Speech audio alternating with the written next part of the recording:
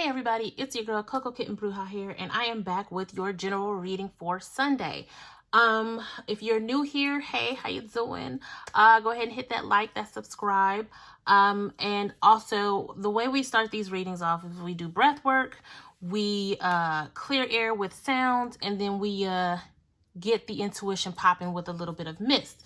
So when it comes to breathing work, we take 3 deep breaths in through the nose, breathing in all of our higher vibrating energies, love, light, peace, joy, all of that fun stuff, prosperity. And we hold it in our solar plexus. We hold it in our tummies for 3 seconds, letting all of that good juju fill us up.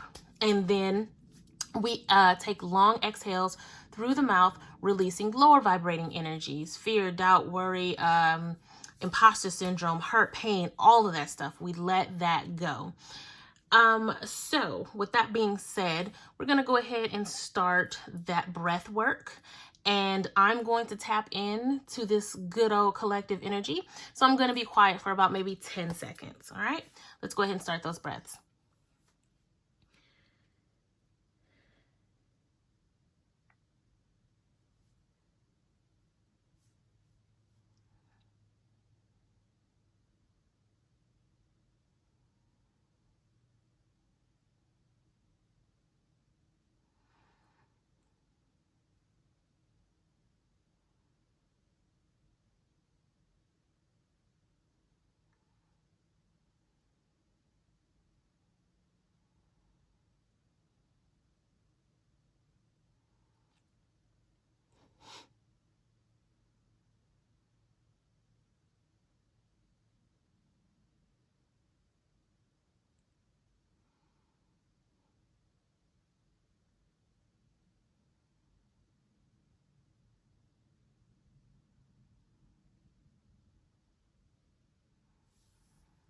All right, now let's go ahead and clear the energy with a little bit of sound.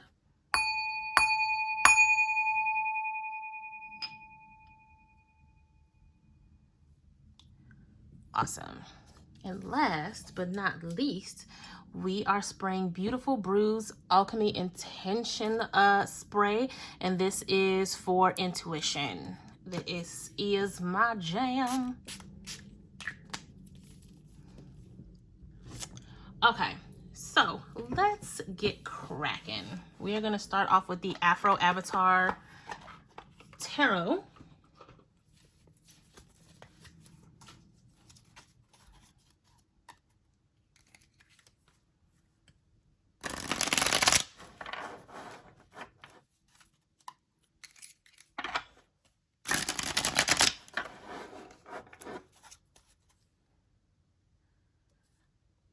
Okay.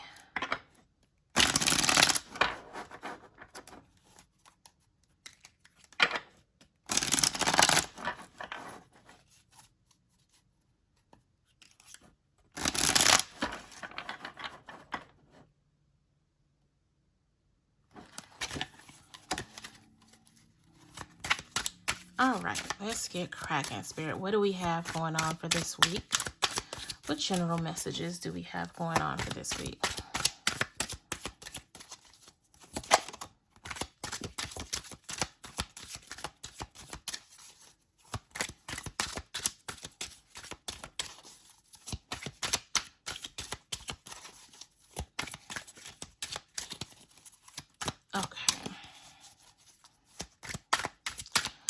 Okay, we've been a little tight-lipped, so I'm going to do it manually. So we have the 3 of Wands, one of my favorite cards, the 7 of Wands, the 5 of Pentacles, 4 of Cups,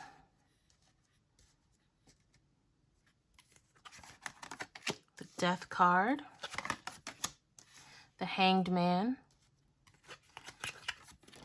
and the 2 of Wands. Lots of fire energy, with the bottom of the deck being the Magician. The Magician's been coming up a lot this week throughout the different readings. Let's see here.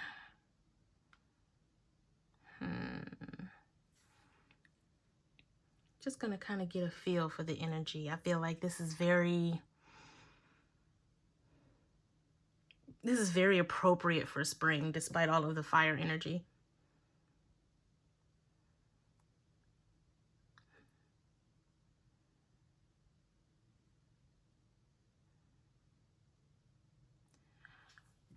Okay, so when we look at the Three of Wands, we are talking about returns on investments, waiting for your ships to come in, right?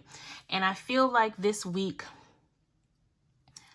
those of you who had doubts, those of you who are like, okay, well, what am I doing? I'm not seeing what I should be seeing. Those of you who are doubting your progress, I feel like those of you who are doubting others and their abilities to help you, work with you, these partnerships, right? I feel like all of the doubt that you guys have been having about something, you're going to start to see the shift. You're going to start to see the changes happening. I feel like this Five of Pentacles and this Four of Cups, you've been waiting. You've been waiting a long time. You're starting to have those doubts of ever seeing things happen. But by staying grounded with this Seven of Wands energy, you're going to start to see your ships roll in, right? Now, those of you who are new to my channel, I don't read like this. I pretty much take my messages as a collective from the cards that I see. Because basically what I just did was go backwards. Now, when we talk about, you know, finally seeing things come to fruition, Spirit is telling me that it depends on you. So if you're going to sit in this doubtful, stagnant, bored energy, it's going to be hard to see your ships rolling in because you're expecting it to be one thing and it winds up being something totally different. And this is where the magician within you has to come into play, to where you understand that you're pooling all of these resources together. You're creating this spell or creating this alignment. You don't always need to see what's on the other side in order for you to reach that destination, right? And I feel like that's why this Two of Wands is coming into play, is, you know, taking the journey less traveled, but not worrying about the destination. You know, you're staying the course, you're staying focused, and you're allowing the rebirth to happen. I feel like those of you who are finally going to see the ships roll in is because you had to let the ideology, not the ideology, the stagnant energy, it's almost like it's sitting here. This is how you let this energy go, right? This is how you get out of that stagnant energy. This is how you get out of that hanged man energy where you don't feel like there's any forward progress moving. In order for you to get to this Three of Wands, this Two of Wands, you're going to have to push past the boredom, push past the stagnancy, and allow yourself to be reborn as the magician that you are, in order to just allow yourself the grace of patience. That is where the Seven of Wands energy comes from. Being grounded, having patience, and being grateful for everything that you have up until now, knowing that better is on the horizon, that better is the ship that's rolling in, right? I feel like for some of you, there's news coming in the mail. For some of you, the email that you've been waiting on as far as that job is coming through. And I will say this every single reading. Some of you, this is going to be life-changing. Some of you, it's going to be very mundane, where it's, you know, the package that you thought was lost is going to pop up for you, right? All of this stagnancy, it doesn't get cleared until you do the work, whether it's life-changing or mundane, right? You got to stop hyper fixating on the doubt that it's going to happen, because you keep saying, well, what if this? Well, what if this? Well, what if this? Okay, but what if it goes right? And what if the package is found? Or what if you get the job? You know? So let's move on from here. I feel like this is a really good place for the foundation of our collective message. So we're going to keep going and use the Lantern Oracle. This is a newer deck for me.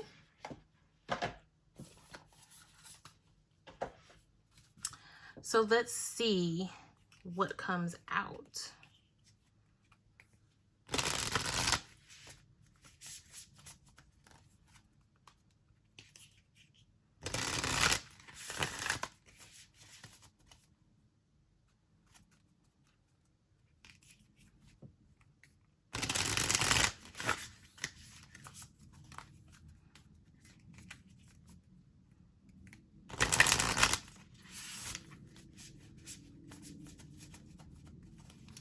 Okay.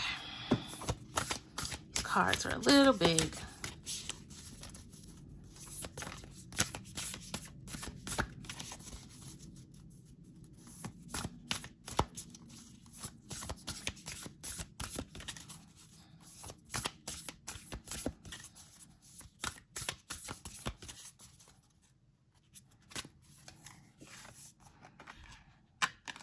So we have forgiveness,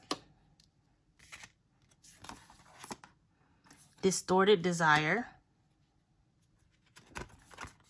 radical curiosity, and inner integration.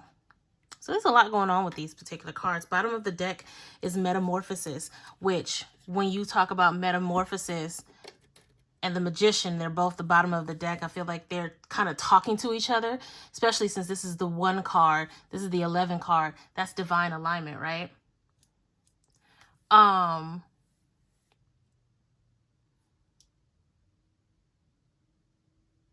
feel like this layer is very similar to the bottom layer.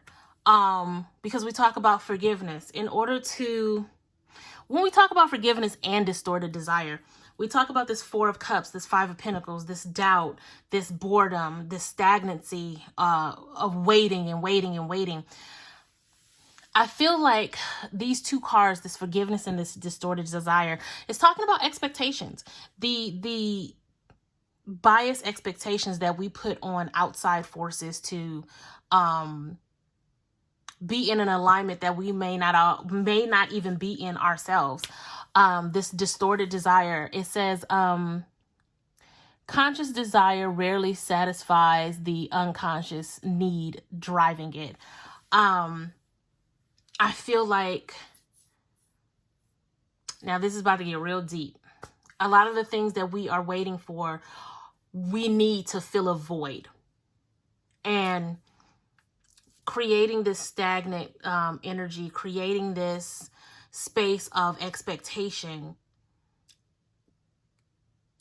may be keeping you from dealing with the root of this need, of this waiting. I definitely feel like these 2 cards are about expectations that it shouldn't be there. Because the moment that you allow yourself to just chill, to breathe, and tap into this radical curiosity,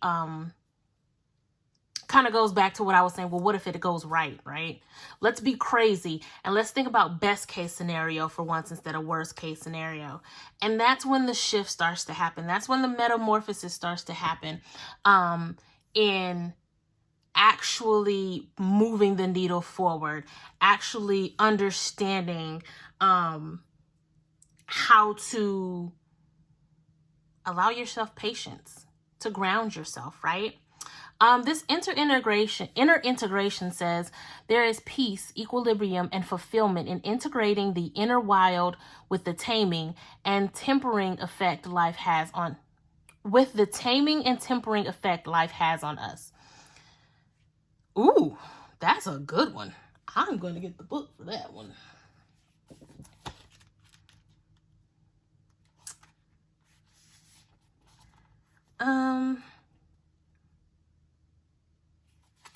Because this book gets a little lengthy.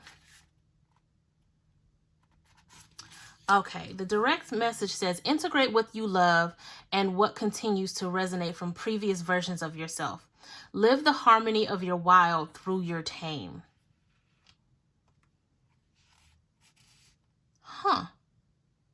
This is a very deep card. It says drawing this card is the crone's blessing. It represents that you are ready to advance further in your self-integration. This may be a time for gaining much peace and appreciation from the reviewing of each stage of your life up until this point. During this period of self-reflection, journal the significant events, people, preoccupations, and epiphanies that stand out for you. Notice how they have influenced different versions of yourself. Highlight all of the traits that you love about each version and whether they seem to have faded. For example, the energy and wonder of your youth, the bold conviction of your teens, the openness, love, and idealism for your young adulthood, or the self-knowledge, confidence, and insight of the guardian. So I feel like in this particular case, I love the fact that these two cards are together, because it's like, yes, tap into the childlike wonderment and optimism of claiming that things can go right? Understanding that you are the magician and that you can mold and shape things the way you want to. So having that youthful, radical curiosity, but mixing it in with the phases of your life that gave you more life lessons. Words are a thing right now, and I am trying to find them. I feel like the integration card is very, very, very important to this particular reading. And I know we started with a very mundane type of vibe, but I feel like this particular card just took this whole reading up a notch. Because when we talk about, you know, false expectations and filling voids, I feel like if we can go back and go into the different moments of our lives where those needs were fulfilled, or where we found that we needed the void filled, we may find that we're able to do it ourselves instead of waiting for other people to bring us the fill, or waiting for something to fall in our lap to fill the void. Just go back. Go back. It's possible. It's definitely possible. Wow, that got really, really deep. We're going to move forward with a little bit more tarot to see what kind of insight we can get on what we just discovered here. I'm gonna tell y'all right now, this is a whole hashtag self-drag, because I'm gonna have to go back and really take notes about my own reading, because I feel like there's a ton of messages in here for myself. We are now using the Afro Goddess Tarot.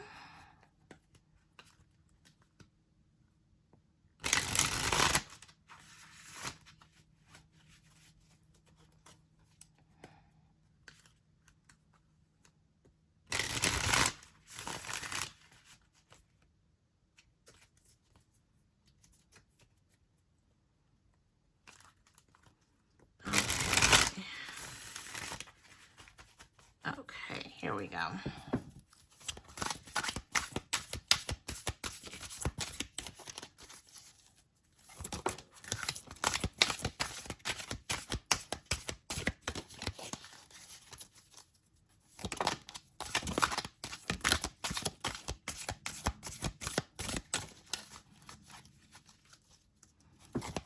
Let me get two more, Spirit.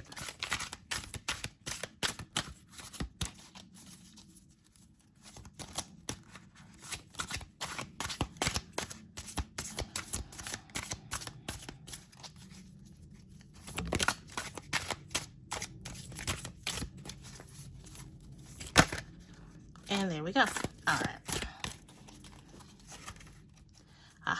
So now the bottom of the deck is the Six of Pentacles. So now we're moving out of a space of lack. We're moving out of a space of doubt. And now we're moving into a space of generosity and understanding, right? But that's just the bottom of the deck. Let's see what else we got going here. So we have the Ace of Wands, more Wands energy, right? Now we have the Nine of Cups, the Lovers, the God of Cups, yes, and the Four of Wands. Look, this is what happens when you shift the narrative, when you start changing your mind frame, when you start coming out of the space of needing to fill a void and taking it to the space of I am fulfilled. You start to see the results. That's when the ships start rolling in, going from help me feel this to I can feel it myself, where it comes from I need this or them to complete me to I understand how to complete myself.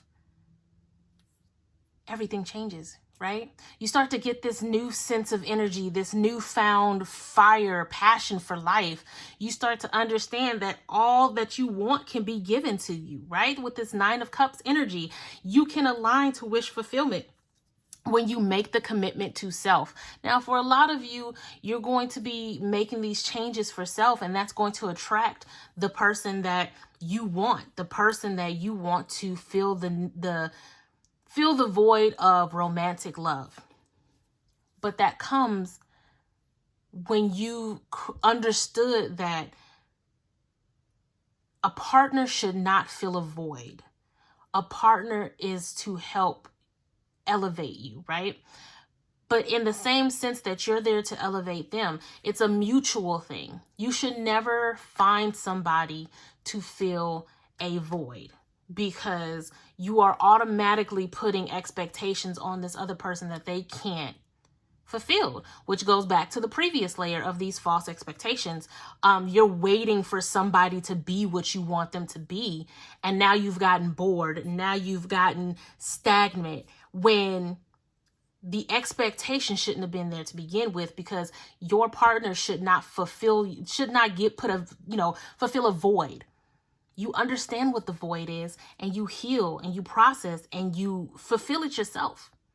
And it's when you do that that you start getting, again, this new passion for life. You start aligning to your wish fulfillment, right?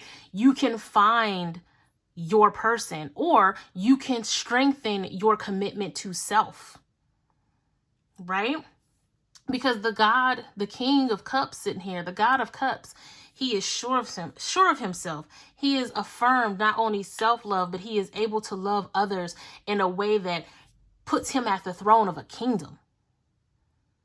Right?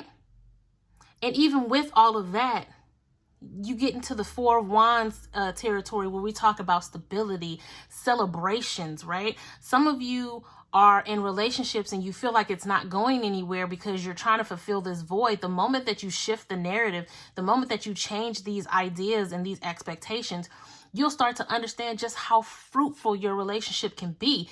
And when I say fruitful, moving in with each other, getting engaged, getting married, having kids, right? It's there, it's available. But it comes when you let go of these false expectations and you look to yourself to fill a void, right? We're going to wrap it up with the Mystic Mondays crystal deck.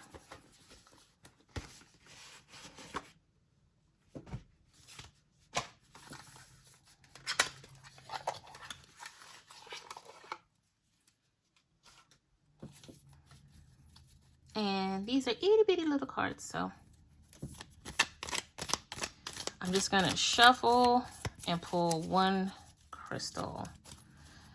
Now, if this is a crystal that you do not own and are unable to get, if you actually want to get it, you can screenshot the picture and just kind of meditate with the picture. Our minds are wonderful, magical tools that can help activate things that are not in our physical being. I mean, I'm not, physically with you right now, but everything I'm saying is hitting. Everything that I'm saying, you're able to feel the energy of these cards, right? So it's because your mind is a beautiful thing. We're all tapped in at this moment. So with that being said, your crystal is, I love it, cat's eye. So, cat eye is about agility, intuition, and protection. Evoking the bright eyes of a cat, cat eye is used as a talisman to ward off and protect against any evil or unforeseen danger coming your way. It increases agility, allowing you to fly beneath the radar of your enemies and progress ahead of your competitors. Cat's eye enhances night vision, giving you the ability to see through the shadows in the higher definition and access heightened levels of intuition by opening the crown chakra. Cat's eye is regenerative, helping you to regain what was lost. This is a card. This is a crystal that is represented by Leo and Venus. So this is Cat's eye. If anybody wants to take a screenshot of that. Oh, and I feel like this particular card came up because you're going to have to tap into yourself. You're going to have to tap into spirit and understand that sometimes the unforeseen danger and the shadows are us. Sometimes we're our own worst enemy, and spirit is saying, hey, it's time for you to tap in and utilize this crystal to help you push past and protect yourself from your own self-sabotage, right? Now, of course, I do my love readings on Friday, which, you know, throws in a little self-love, but I definitely feel like self-love was the theme for this particular general reading as well. That's all I have. I hope you guys were able to get what you needed from this reading. Again, hit that like, subscribe, that share. If you'd like to book a personal reading in May with me, you can hit me up at CocoKittenBruja.com. Check out my self-love, sovereignty, and shadow workbook called The Cocoon Effect. It's all right there. If there is anything else that you guys need, you can always hit me up. Blow up my comments if need be. As always, I'm sending you guys tons and tons of love and light. And until next time, peace.